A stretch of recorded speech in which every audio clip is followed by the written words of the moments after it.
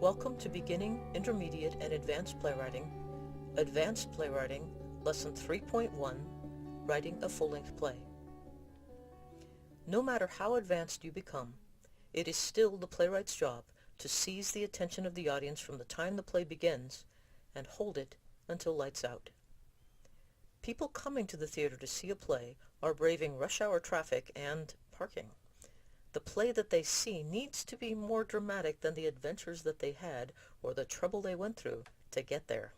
So, as was discussed in beginning and intermediate playwriting, to seize the attention of the audience from the moment the lights come up, a character is on stage or comes on stage doing something, and something is about to happen to him.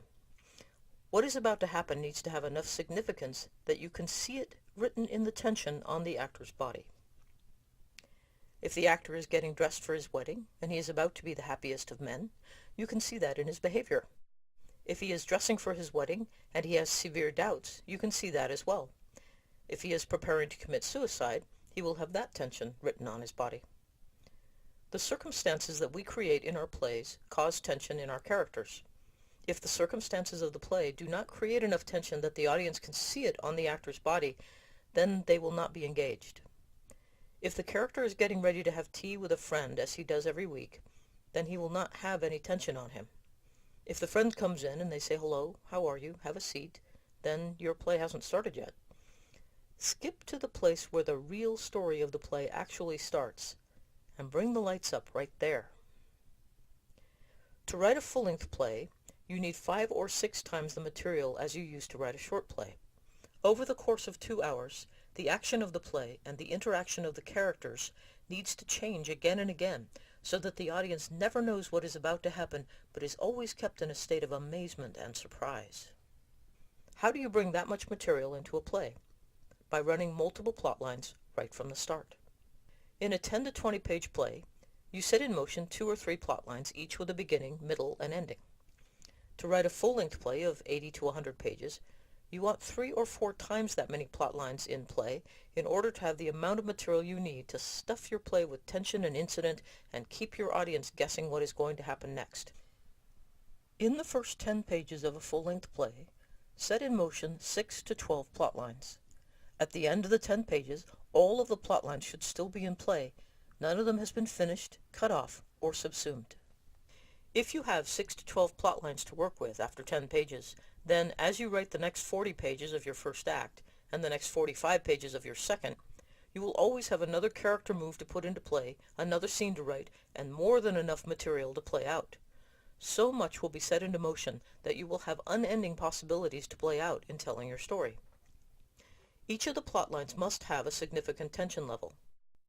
The overall plot line, which is the main problem of the play, usually begins at the beginning and comes to a climax at the end.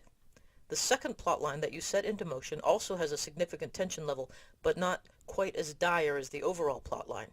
You pay off this plot line second to last, before the climax caused by the overall plot line. The third plot line you set into motion is paid off third to last, and so on.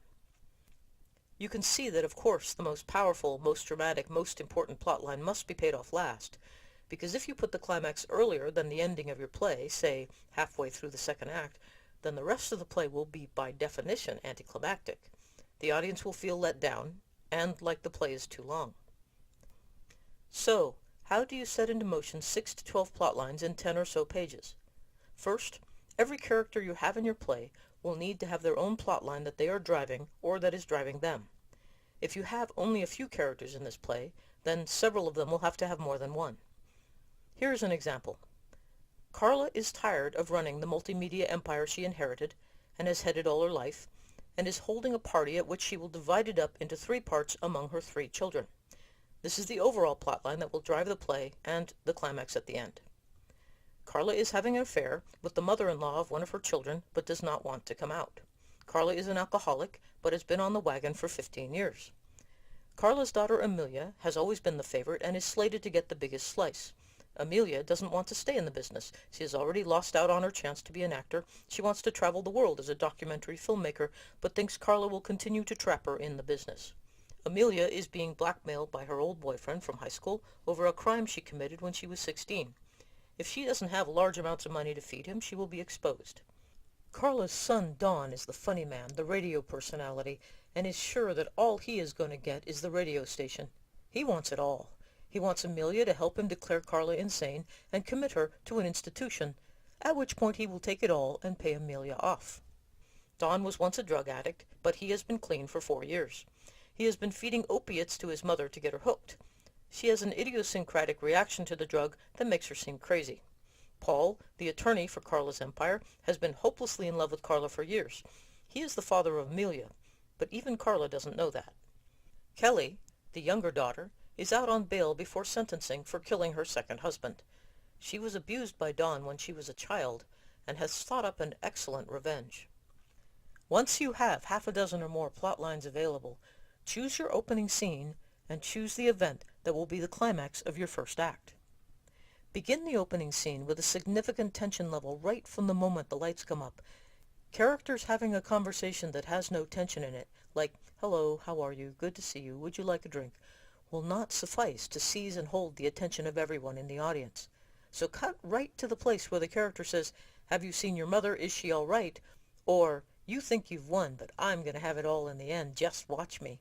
Start with an event that has significant consequences, something that is going to change the characters' lives forever. Once you have chosen your opening scene and your first act climax, look at the things that need to happen before the end of the first act. You have about 50 pages, more or less, to accomplish that. Each of these characters has a move, a counter-move, a decision, an action because of that decision, all driving toward the act climax, where Carla, about to take power back to herself, repudiates Paul's love and collapses. Don takes charge, leaving Amelia and her sister no choice but to kill him. If you have plenty of material to work with, you may not end up using it all, and of course, some ideas will lead to other ideas.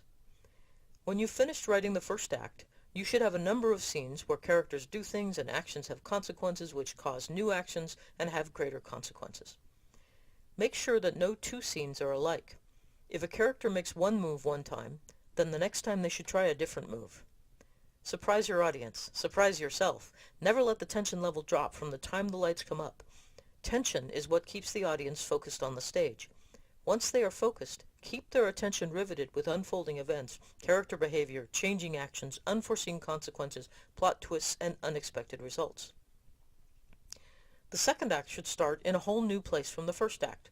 The world has changed, stakes are higher, problems are more acute, and every action has serious consequences. Decide what the climax to the play is going to be, 45 or so pages in, and write the fallout from the first act, the choices, the new actions, and the events that drive you to that point.